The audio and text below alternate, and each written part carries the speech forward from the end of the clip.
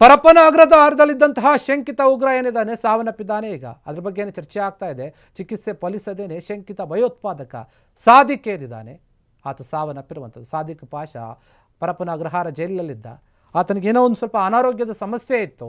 ಹೀಗಾಗಿ ಚಿಕಿತ್ಸೆಯನ್ನು ಕೊಡುವಾಗ ಆ ಚಿಕಿತ್ಸೆ ಫಲಕಾರಿ ಆಗದೆ ಸಾವನ್ನಪ್ಪಿದ್ದಾನೆ. ಭಯೋತ್ಪಾದನೆಯಲ್ಲಿ ತೊಡಗಿದ್ದ ಈ ಸಾದಿಕ್ ಪಾಷಾ ಆತ ಸಾವನ್ನಪ್ಪಿರುವಂಥದ್ದು. 6 ವರ್ಷಗಳಿಂದ ಜೈಲಿನಲ್ಲಿದ್ದ. 47 ವರ್ಷ ಕೂಡ ಆಗಿತ್ತು ಈ ಸಾದಿಕ್ ಪಾಷಾಗೆ. ಈತ ಈಗ ಸಾವನ್ನಪ್ಪಿದ್ದಾನೆ. ವಿಕ್ಟೋರಿಯಾ ಆಸ್ಪತ್ರೆಯಲ್ಲಿ ನಿಧನ ಹೊಂದಿದ್ದ. ಬಿಗಿ ಪೊಲೀಸ್ ಭದ್ರತೆಯಲ್ಲಿ ಮರಣೋತ್ತರ ಪರೀಕ್ಷೆಯನ್ನು ಕೂಡ ನಡೆಸಲಾಗ್ತಾ ಇದೆ. NIA ತಂಡದಿಂದ ಸಾವಿನ ಬಗ್ಗೆ ಮತ್ತು ದಾಖಲೆಗಳ ಪರಿಶೀಲನೆ ಕೂಡ ಆಗ್ತಾ ಇದೆ. ತನಿಖೆ ಮಾಡ್ತಾ ಇದ್ದಾರೆ, ಪರಿಶೀಲನೆ ಕೂಡ ಮಾಡ್ತಾ ಇದೆ. 2020ರ ಸುದ್ದಗುಂಟೆ ಪಾಳ್ಯದಲ್ಲಿ ಸ್ಫೋಟಕವನ್ನು ಈತ ಸಂಗ್ರಹಿಸಿದ್ದ. ಪ್ರಕರಣದ A1 ಆರೋಪಿ ಕೂಡ ಆಗಿರ್ತಾನೆ ಸಾದಿಕ್ ಪಾಷಾ. NIA ಬಲೆಯಲ್ಲಿ ಬಿದ್ದಿದ್ದಂತಹ ಈ ಶಂಕಿತ ಉಗ್ರ ಏನಿದ್ದಾನೆ ಸಾಕಷ್ಟು ಕೆಲವೊಂದು ಘಟನೆಗಳನ್ನು ಮಾಡಿದಂಥ ಆರೋಪ ಇದೆ. ಲೋ BP ಮತ್ತು ಹೈ ಶುಗರ್ನಿಂದ ನರಳುತ್ತಾ ಇದ್ದ ಅಂತೆ.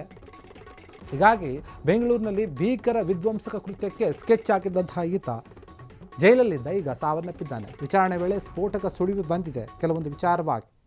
ಪರಪ್ಪನ ಅಗ್ರಹಾರ ಜೈಲ್ ಅಂತಂದರೆ ಅಲ್ಲಿ ಬರೀ ಸರಿಯಾದ ರೀತಿ ವ್ಯವಸ್ಥೆ ಇಲ್ಲ, ಐಷಾರಾಮಿ ಜೀವನವನ್ನು ಕೊಡ್ತಾರೆ ಅಂತ ಹೇಳ್ತಾ ಇದ್ರು. ಅದೇನೇ ಆರೋಪಗಳಿದ್ರು ಇದು ಬೇರೆ ವಿಚಾರ. ಒಬ್ಬ ಶಂಕಿತ ಉಗ್ರ ಏನಿದ್ದಾನೆ ಭಯೋತ್ಪಾದಕ ಆತ ಸಾವನ್ನಪ್ಪಿದ್ದಾನೆ ಅನಾರೋಗ್ಯದ ಕಾರಣದಿಂದ. ಇದ್ರ ಬಗ್ಗೆ ಏನು ತನಿಖೆ ಆಗ್ತಾ ಇದೆ. 6 ವರ್ಷದಿಂದ ಪರಪ್ಪನ ಅಗ್ರಹಾರ ಜೈಲಲ್ಲಿರ್ತಾನೆ. 47 ವರ್ಷ ಕೂಡ ಆಗಿರುತ್ತೆ ಈತನಿಗೆ. ವಿಕ್ಟೋರಿಯಾ ಆಸ್ಪತ್ರೆಗೆ ತಗೊಂಡು ಹೋಗಿರ್ತಾರೆ. ಲೋ BP ಲೋ ಶುಗರ್ ಇರುತ್ತೆ ಈತನಿಗೆ. ಬಿಗಿ ಪೊಲೀಸ್ ಭದ್ರತೆಯಲ್ಲಿ ತಗೊಂಡು ಹೋಗಿರ್ತಾರೆ ನಿಧನ ಹೊಂದಿದ ಮೇಲೆ. ಈತನ ಮರಣೋತ್ತರ ಪರೀಕ್ಷೆ ನಡೀತಾ ಇದೆ. ಅಷ್ಟೇ ಅಲ್ಲ, NIA ಟೀಮ್ ಏನಿದೆ ಅವರು ಈ ಸಾವಿನ ಬಗ್ಗೆ ತನಿಖೆ ಮಾಡ್ತಾ ಇದ್ದಾರೆ. ಯಾವ ರೀತಿಯಾಗಿ ಸಾವಾಯಿತು, ನಿಜವಾಗಿಯೂ ಕೂಡ ಆರೋಗ್ಯದ ಸಮಸ್ಯೆಯಿಂದ ಆಯಿತು ಅಥವಾ ಬೇರೆ ಏನಾದರೂ ವಿಚಾರ ಇದೆಯೋ, ಕೆಲವೊಂದು ದಾಖಲೆಗಳನ್ನು ಕೂಡ ಪರಿಶೀಲನೆ ಮಾಡ್ತಾ ಇದ್ದಾರೆ. ಮರಣೋತ್ತರ ಪರೀಕ್ಷೆ ಕೂಡ ನಡೀತಾ ಇದೆ. 2020ರ ಸುದ್ದಗುಂಟೆ ಪಾಳ್ಯ ಏನಿದೆ, ಆ ಸುದ್ದಗುಂಟೆ ಪಾಳ್ಯದಲ್ಲಿ ಸ್ಫೋಟಕ ವಸ್ತುಗಳನ್ನು ಸಂಗ್ರಹ ಮಾಡ್ತಾ ಇದ್ದ. ಆ ಪ್ರಕರಣದಲ್ಲಿ A1 ಆರೋಪಿ ಕೂಡ ಆಗಿರ್ತಾನೆ. ಆ ಸಮಯದಲ್ಲಿ ಈ ವಿಚಾರ ಗೊತ್ತಾಗುತ್ತೆ. NIA ಅಧಿಕಾರಿಗಳಿಗೆ ಹೋಗ್ತಾರೆ, ಇದನ್ನು ಬಂಧಿಸ್ತಾರೆ, ಜೈಲಿಗೆ ಕಳಿಸಿರ್ತಾರೆ. ಇದೇ ವಿಚಾರವಾಗಿ ಲೋ BP ಮತ್ತು ಹೈ ಶುಗರ್ ಇರುತ್ತೆ.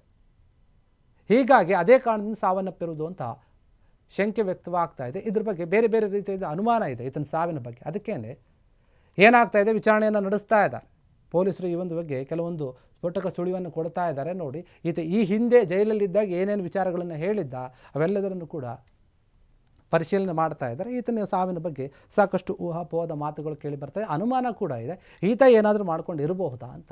ಮರಣೋತ್ತರ ಪರೀಕ್ಷೆ ವರದಿ ಬರಬೇಕು. ಆ ಬಂದ ನಂತರ ಏನು ಅಂತ ಈತನ ಸಾವಿಗೆ ಖಚಿತ ಕಾರಣ ಗೊತ್ತಾಗುತ್ತೆ. ಕ್ಷಣ ಕ್ಷಣದ ಸುದ್ದಿಗಳಿಗಾಗಿ ಫ್ರೀಡಂ ಟಿವಿ ಸಬ್ಸ್ಕ್ರೈಬ್ ಮಾಡಿ, ಲೈಕ್ ಮಾಡಿ ಹಾಗೂ ಫಾಲೋ ಮಾಡಿ. ಹೊಸ ಸುದ್ದಿಗಳ ನೋಟಿಫಿಕೇಶನ್ಗಾಗಿ ಬೆಲ್ ಐಕಾನ್ ಮೇಲೆ ಕ್ಲಿಕ್ ಮಾಡಿ.